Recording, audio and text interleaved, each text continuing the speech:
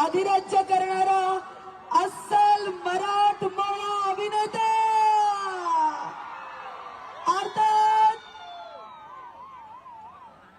रितेश भाऊ देशमुख. आपला हात भारी, लात भारी, च्या मायला सगळंच लय भारी. हा चेहरा नीट लक्षात ठेव संग्राम. या चेहऱ्याने जर तुझी झोप नाही उडवली ना